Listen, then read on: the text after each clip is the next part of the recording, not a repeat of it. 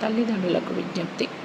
మీ పిల్లలు ఆడేటటువంటి క్రీడల ద్వారా, ఆ సర్టిఫికెట్ల ద్వారా ఉపాధి పొందాలన్నా, ఉన్నత విద్యలను అభ్యసించాలన్నా జీఓఎంఎస్ నెంబర్ 74లో ఉన్నటువంటి 29 క్రీడాంశాలకు సంబంధించినటువంటి ఆటలని ఆడించండి.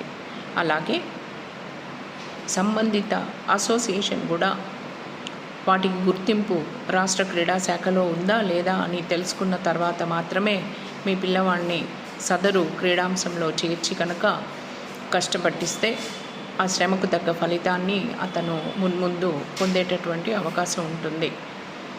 ఇది తల్లిదండ్రులు తమ సమయాన్ని కేటాయించి సంబంధిత పీటీనో, పీడీనో, కోచ్నో వెళ్ళి సరిగా తెలుసుకున్నాక మాత్రమే ఇటువంటి మార్గాన్ని ఎంచుకోవాలని విజ్ఞప్తి చేస్తున్నాను.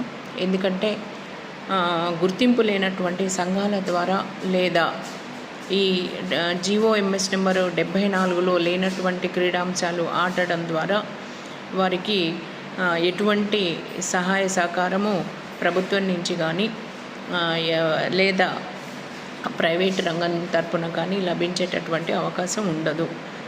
ఒక్క సెకండ్ కూడా వెనక్కి తీసుకురాలేని మనము మరి అనవసరమైనటువంటి క్రీడలలో ఆడి అటువంటి సమయాన్ని, కష్టాన్ని మీ పిల్లవాడి భవిష్యత్తుని వృధా కానియకుండా చూడాలి అంటే తల్లిదండ్రులు మీ యొక్క సమయాన్ని కేటాయించి which is correct and which is recognized, which is eligible to అంటే ఆ స్పోర్ట్స్ కోటా అండర్లో ఉపయోగపడేది ఏదో తెలుసుకున్నాక మాత్రమే దయచేసి మీ పిల్లల్ని క్రీడారంగానికి పరిచయం చేయండి.